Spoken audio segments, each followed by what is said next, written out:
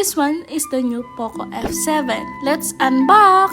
Ayan, may konting bubble wrap siya. Tapos in-order ko siya sa online.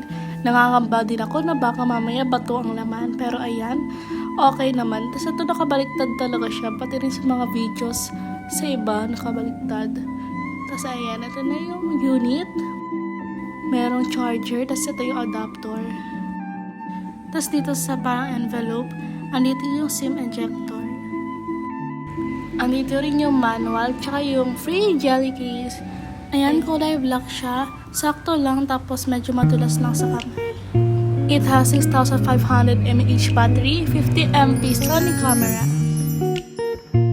Ayan, ang gaang, tapos ang sleek ng design. Super ganda. Tapos ayan yung button. Tapos sa baba yung SIM slot.